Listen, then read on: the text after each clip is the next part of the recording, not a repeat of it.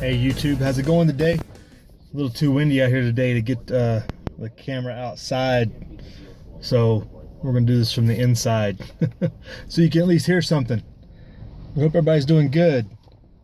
So quick video, point you direction, some information to hopefully stimulate some thought with others, people you're involved with or people you talk to, and primarily how do you get others to think about prepping and not in the doomsday prepper mindset, but just in the basic everyday potential 24, 48, 72 hour emergency, where a little bit can go a long way, and then beyond that as well.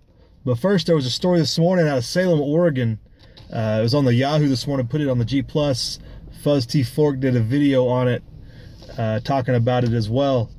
But an emergency alert went out very innocuously, and ended up being an accidental, really another accidental emergency message, right?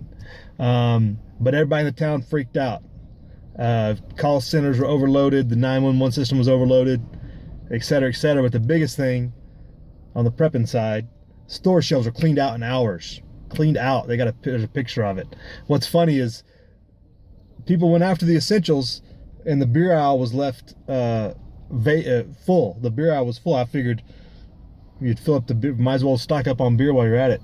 Maybe they were running out of cash. Maybe that was the problem. But this mysterious emergency alert went out, and people immediately went into react mode.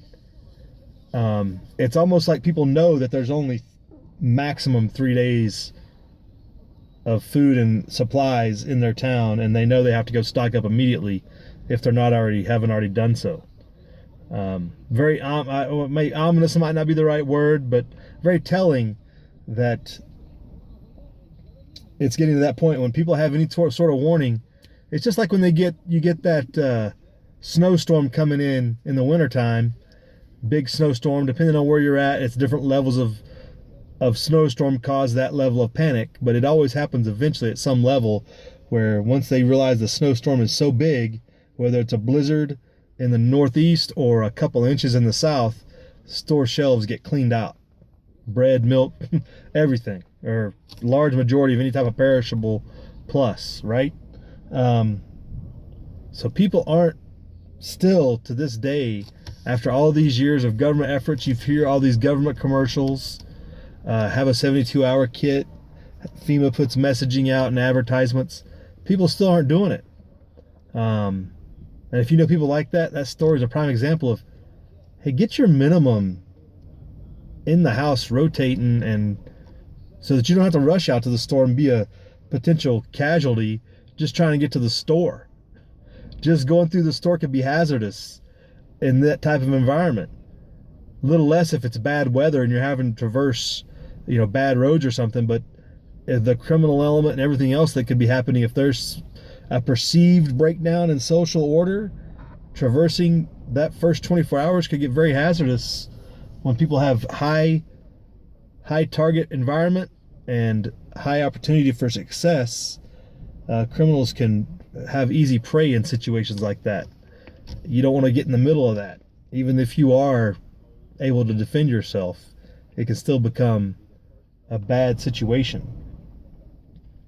But there's that story. So on the short-term prepping side, like, hey buddy, have you thought about this? Like, I don't see you having anything ready.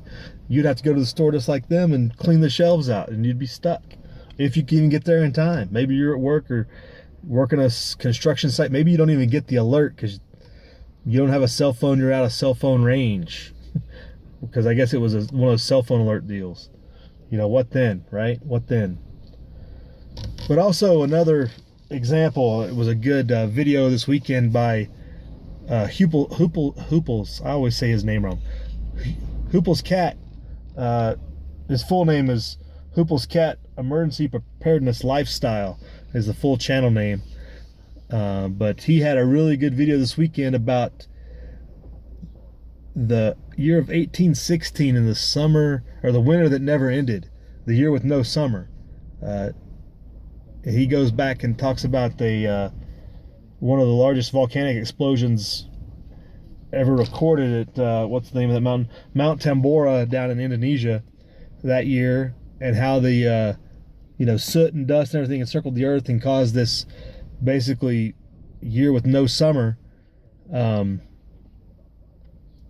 all the effects and starvation and the just effects on the population. And imagine how something like that would affect it now. And we have this Kilauea thing going on. That's a micro picture of if a large, another Pinatubo or something. Pinatubo wasn't even this beef. We had another large one like this one.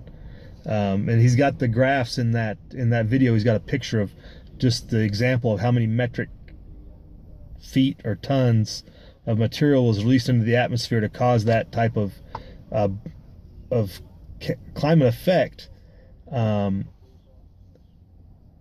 if you're to have that now, when people are more reliant on distant sources of food, what would the effects be on the population today, when people are more dependent on centralized food sources than they were then, where everybody, back in 1816, most people had a couple rows of something outside their house, a couple chickens, something, and that affected the population to that great extent. Imagine what it would do now if there was a similar one. And granted, where that was located, and I was thinking about it, I think that would have been right above the equator, so it might have had a kind of an equalizing effect on north and south. Imagine if it was more located in one hemisphere or the other, depending on where you're located. But if we had a large volcanic explosions further north, like the northern islands of Japan, the Hawaiian volcanoes going off like that, one here in the US, obviously the Yellowstone one's a big one, but Mammoth Mountain, the Cascade Range, those hurt. If they were that immediate and that close, the effects would be much more drastic here, even if they weren't that big. So what are you putting back? Because basically he was saying that's his example when he talks to his Canadian friends of that's why you need to have a year's supply stocked up, and being able to access a year's stock as a natural preparedness example of something that's bound to happen again. It's not like that was the last or the first. So that was really good, and those are two really good examples. I think that you want to get people talking about just doing your basic being prepared for everyday stuff, every year stuff. There's just some common sense examples without having to go all doomsday prepper on them. Or even trying to, show them what you've done. Just say, this is why, So just some thoughts there, people. Hope everybody's doing good. Love free.